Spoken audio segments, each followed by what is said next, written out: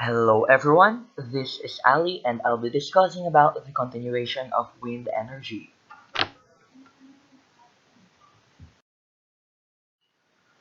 Topics covered: calculation of actual wind power and environmental impacts of wind power generation.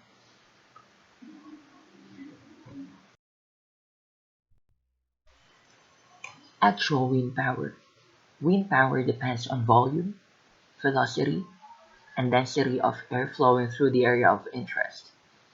This is just the swept area by the rotating blades, and in order to compute for it, it must be equated with pi r squared, whereas r is just the radius or the length of the blade. Or it can also be equated with pi over 4d squared, whereas d is just the diameter.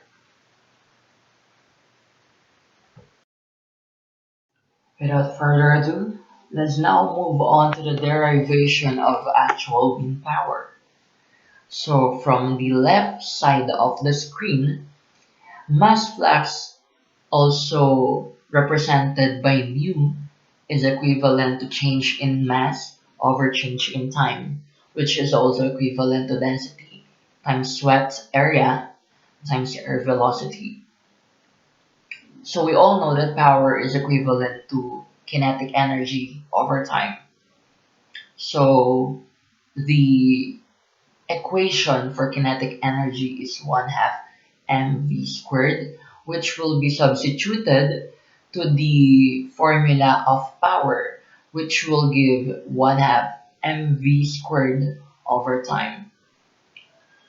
We know for the first equation that mass over time is equivalent to mass flux. So now power is equivalent to 1 half mass flux times air velocity squared. And then also from the first equation, mass flux is equivalent to density times area times velocity, which will give an equation of 1 half times density times area times cubic velocity. But it is not yet final because we need to compute for the actual wind power. So we must multiply the derived equation to the power coefficient, which is usually 0.3.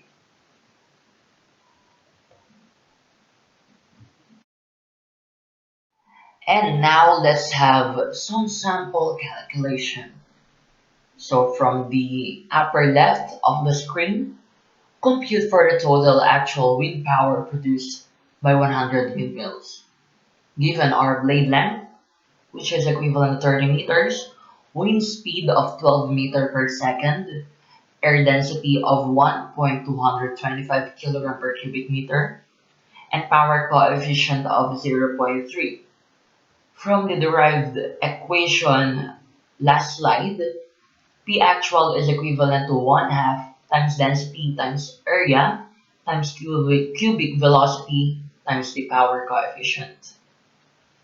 So substituting all the given values, P actual is now equivalent to 897,766.65 kilogram meters squared per cubic seconds. And this unit is proven to be equivalent to watts by the following unit analysis on the upper right corner of the screen. So substitute newtons to kilogram meter per second squared in the original unit. So it will give nm per second. And then we all know from our physics that joules is equivalent to Newton meter. So P actual is now equivalent to joules per second, which is also equivalent to watts. So to convert it into kilowatts, the original value is divided with 1000, and then to convert it into megawatts, it is divided with 1 million. But it is not yet the final answer because the number of windmills producing energy is 100. So multiply the number of windmills into the P actual.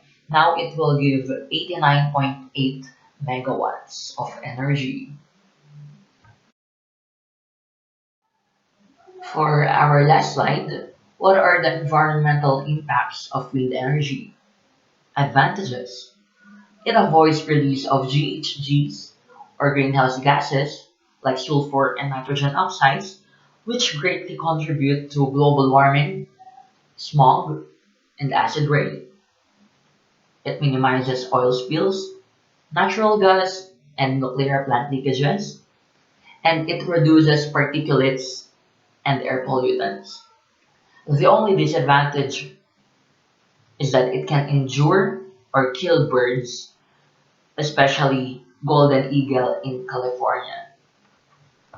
So to eliminate this kind of scenario, researchers find a way by installing some warning device, an acoustic warning device, which will give off sound for an incoming bird, and then the other research is that by putting patterns and warning colors for the birds to see, as you can see in this image on the lower right of the screen.